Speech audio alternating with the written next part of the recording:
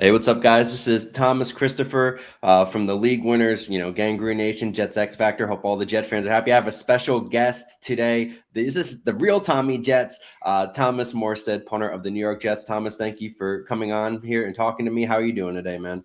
I'm doing great. Thanks for having me. No, absolutely. So, it's kind of safe to say that the season didn't necessarily go as planned for you guys. You did start 2-0 before dropping two straight. After the Vikings game, the team actually decided to relieve Robert Saleh of his duties. What was your reaction to that? And what was the reaction to the locker room after that?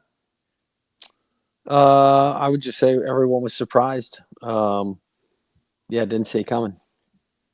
Yeah, I don't think too many people did, to be honest. And then, of course, we saw as the season went on, the losses started to compile. What was the overall feeling amongst the team? Like, did you have any words of, as a veteran, did you have any words of encouragement or anything to some of the guys who may not be used to losing in that manner? Shoot, I'm not used to losing in that manner. So, I've never been through anything like this. Having a head coach and a GM fired in the season, big expectations, not meeting them. Guys, I'm always looking to encourage guys. I try not to focus too much on the results, and I just try to focus on having a good process and showing up to work every day, being as consistent as possible, and try to model that, obviously, and then try to mentor young guys in the locker room. I don't think I did too much different than I would have done otherwise. But yeah, I mean, everybody, different guys spoke up about different things throughout the season, like it always happens. And it's just a really trying season. Like when expectations are high and the results are low. There's nothing worse than that. So it was a tough year for sure. Nah, absolutely. I mean, obviously fans are disappointed, but I can't even imagine, the up and down of roller coaster of emotions that you guys as players are feeling when a season, kind of gets out of hand. And a lot of that, a lot of people blame Aaron Rodgers for that. He returned a year back from an Achilles injury. A lot of people claim, he might not even have been 100%. Do you believe that Rodgers was playing injured throughout the year? I don't know how to define injured, but I mean, I think it's very clear that towards the end of the season, he looked a lot healthier than he did earlier in the season. Yeah.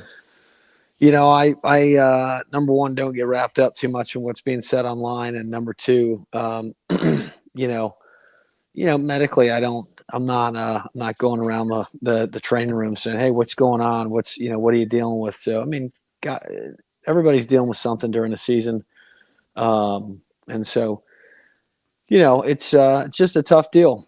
People are always looking for a reason. They want to be able to point the finger at why things didn't work out. I think everybody had a hand in it this year to a degree, and I think that's what good players do. They look at themselves. How can I be better? What can I bring to the table? How can I be a better teammate? How can I?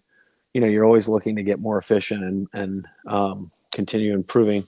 So, I think from the standpoint of him coming back from the Achilles deal and the way he, was able to play all 17 games, and I thought he played some really good football in the back half of the season. It's just a frustrating year all the way around. No, you kind of hit the nail on the head there too. It's difficult enough playing as long as guys like Rodgers and yourself have played in the NFL, and then on top of dealing with not just the injury, the Achilles injury itself, but all the nicks and boo boos, whatever you want to call it, throughout the season. It plays a toll on everybody. So I think that was always a little bit overblown, as was the chemistry comments. People saw Garrett Wilson and Rodgers going back at it, and comments made in the media from guys talking to the media being overblown. Do you believe that was overblown too? It's just kind of like the nuances of the game. I wouldn't know what to believe. I mean, I know that competitors communicate at a high level, and Yeah. that's sometimes confronting issues. So a team that doesn't have that going on, I don't think they're becoming the best version they can become, and things get heated during games. Shoot, me and Brant Boyer will get after it every now and then on the sideline about something. And when we're all trying to win, we're all trying to find the best way to do that. And sometimes you don't do your job at the highest level, or you make a mistake or whatever. Hey, we said we were going to try to do this and you didn't do it. So that goes on. Those intricacies are going on at all levels of the team. You'll see position coaches doing that with each player after each series. So it's just part of the game. I think we're under a microscope, and when I say we, I mean people like Aaron Rodgers and Garrett Wilson. So anytime people can spin something to fit a narrative that they may think is going on, that'll happen. No, absolutely. And I agree too. Like, if you don't have that kind of passion, like whether stuff's going right or whether it's going wrong, I think the biggest thing that can kind of kill teams and just, overall chemistry is just being complacent, just being complacent with losing, being complacent with stuff not happening. So I think outbursts like that, whether they're perceived good or bad from the media, doesn't really matter. It just proves that, guys want to win. Like, you guys want to win. Nobody wants to lose. You know what I mean? And so Aaron Rodgers, last season, a lot of people, last game of the season, there's a lot of speculation. Devontae kept his, the last ball that he scored with him. Do you believe that Rodgers has another year in him? I believe that if Aaron decides to keep playing, that he absolutely has more good football left in him. So I don't know if that's a question for me to answer. I know this: he's too much of a competitor to come back if he doesn't feel like he can play well and help a team win. So if he doesn't see that as Aaron's not the type of guy to lie to himself, right? Or try to create an illusion. He's going to be real with himself. So if he comes back, he can absolutely help a team. There's no question about that. No, absolutely. And so I wanted to ask you, end of the 2024 season, how would you grade your performance? I thought it was solid. I thought our production was not nearly as good as last year. Last year we had a really, really complementary feel to defense and special teams being tied together. I don't feel like that happened as well this year. I also feel like we had a lot of backed up punts where we were punting from our own 15, 20, 25 yard line you know, where we weren't trying to pin teams deep, or maybe, I mean, you're always trying to pin them deep, but where the opportunity to pin them close to their end zone wasn't really there. I mean, I think last year we were number one in the league and inside the 20s, and this year we were like 31st. Now we didn't punt nearly as much, so that's one part of it. But the other part was a lot of our punts were backed up, so it was just a different year all the way around. Don't think we were quite as productive as a unit, but yeah, I thought I played pretty solid this year. No, I tend to agree. And, for anybody who's listening now and weren't aware, you actually had a punt for ALS campaign, to help Team Gleason. You guys so far have generated about $40,000, I believe it is. Was there a preseason number you've wanted to reach in terms of like a goal for, a numeric number to put that on? Not particularly. Just wanted to do my best. Again, I don't focus on the results. I just wanted to do something nice for Steve Gleason, who's meant a lot to me and countless other people in this world. And so yeah, we've got a few weeks left. I'll be doing. I had announced at the beginning of the season that I'd be doing a lot of my jerseys to give away, and I put that order in thinking I'd be getting it in a few weeks, and I got it as I did my exit interviews the Monday after the season. So I'll be giving away a bunch of jerseys this weekend and next weekend, just to get people to share about it. I'm not typically, it's been throughout the season that the other players that have donated their jerseys, you'd had to donate to win. I'm going to just do some giveaways, get people to post about the campaign, and give some, so no financial contributions will be needed to win these jerseys. So I'll give some out this weekend, some out next weekend, and the real big carrot is we'll after the NFC and AFC championship games we'll be giving away my 2 Super Bowl tickets for the Super Bowl in New Orleans, and so that'll be the real thing. Is just any donation that anybody makes gives you a chance to win those tickets, and be super exciting. No, that's awesome. I'm sure fans will absolutely love that. And I was going to ask you, because I know that a bunch of players from the opposite teams have actually helped contribute to that campaign. What are your thoughts, and how impactful has that been for the other players helping with that?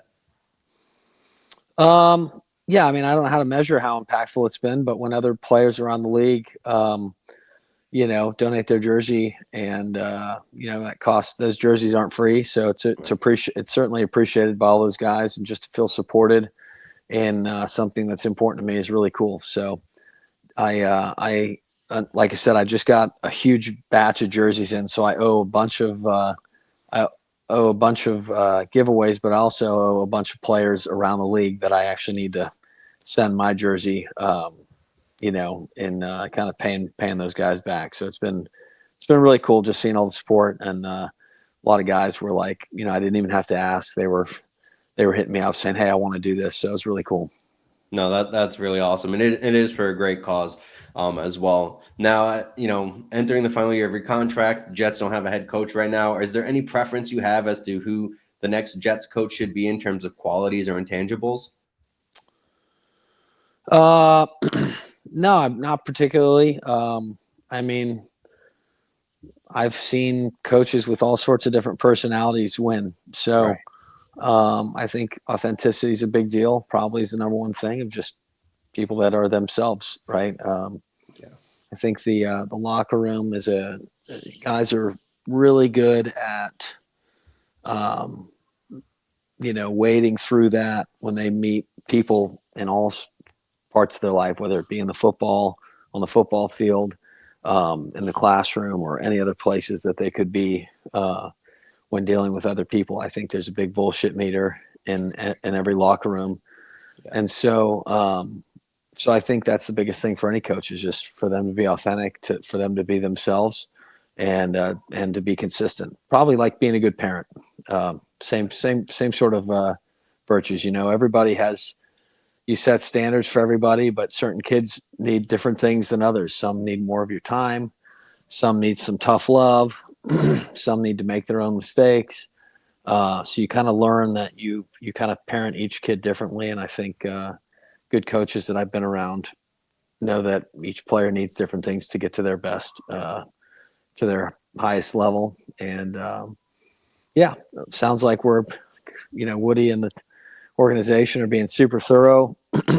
I get about 5 notifications a day of interviews that are happening. So they're definitely turning over every rock, which is good.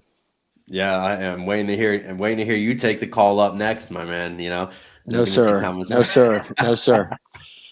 Now, in the off season, other than trying to get yourself right for the following year, do you have any like off season plans or hobbies that you particularly enjoy? Yeah, I mean, we go skiing for a few weeks every spring. If I could snow ski every day, that's what I would do. I'd be a ski bum, and I love hitting the slopes and shredding snow. So we'll do that for a few weeks, and then yeah, we'll do some family getaways. But honestly, just kind of biggest thing is just getting home and feeling like a normal person and just getting into a routine. That's my favorite part of the off season. Go to all the kids' practices, games, whatever they got going on at school. Just look forward to being a dad. Right, actually spending time with the family instead of the rigmaroles of being, a professional athlete. So no, that's got to be fun. I really love that answer. Now, in the middle of the NFL playoffs, the first round had a lot of, lopsided games, to say the least. Now, do you have any team? What's your Super Bowl team? Like, who do you have the two teams facing in the Super Bowl this year, man?